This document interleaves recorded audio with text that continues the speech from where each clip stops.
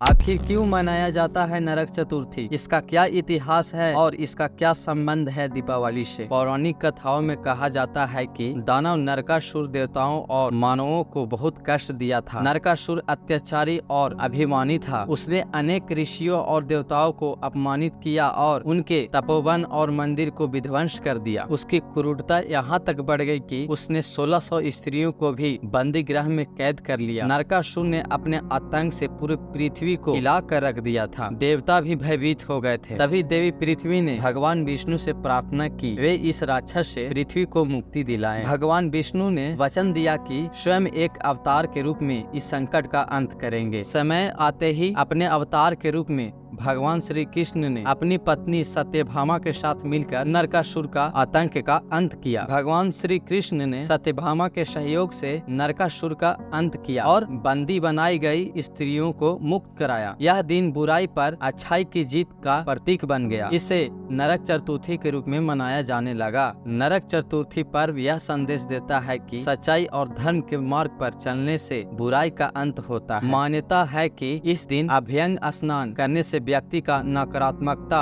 और पापों और बुरे कर्मों से मुक्ति प्राप्त होता है। अभ्यंग स्नान का महत्व। इस दिन प्रातः काल तेल से मालिश और उपटन लगाकर स्नान करने का विधान है। कहते हैं कि इससे शरीर और मन की शुद्धि होती है। अभ्यंग स्नान का यह प्राचीन परंपरा है जिसमें तिल का तेल, हल्दी, चंदन और अन्य सुगंधित वस्त्रों का उपयोग होता है। अभ्यंग स्नान से व्यक्ति नरक के भय से मुक्त हो जाता है। इसलिए इस दिन घर घर में लोग सुबह सुबह जल्दी उठकर स्नान करते हैं और दीप जलाते हैं। माना जाता है कि इस प्रकार के स्नान से सभी पापों का नाश होता है और व्यक्ति अपने जीवन को नई ऊर्जा और सकारात्मक के साथ आरंभ करता है। एक अन्य पारंपरिक कथा के अनुसार इस दिन यमराज की पूजा का भी विशेष महत्व है। मान्यता है कि नरक चतुर्थी के दिन दीप जलाकर यमराज की पूजा करने से अकाल मृत्यु का भय समाप्त होता है और व्यक्ति को मोक्ष की प्राप्ति होती है। इस दिन से इसे यम दीप दान का पर्व भी कहा जाता है। लोग अपने घरों के बाहर दक्षिण दिशा में एक दिया जलाते हैं जो यमराज को समर्पित होता है। आज के समय में जब जीवन भाग दौड़ और तनाव से भरा हुआ है, नरक चतुर्थी हमें शांति, संतोष और आत्म चिंतन का अवसर देती है। इस दिन हम न केवल अपने घर को बल्कि अपने मन और आत्मा को भी शुद्ध करने का प्रयास करते हैं। यह पर्व हमें याद दिलाता है कि सच्ची खुशी और संतोष बाहरी वस्त्रों में नहीं बल्कि आत्मिक शांति में है। नरक चतुर्थी का पर्व हमारी सांस्कृतिक और धार्मिक परंपराओं का एक महत्वपूर्ण हिस्सा है। नरकासुर का अंत और दीपावली की शुरुआत का यह प्रतीक है कि हम अपने जीवन में अच्छे विचारों और आदर्शों को अपनाकर अपने अंदर से अंधकार को दूर कर सकते हैं। अगर हमारा वीडियो अच्छा लगा हो तो कमेंट बॉक्स में जय श्री राधे कृष्ण जरूर लिखें। धन्यवाद।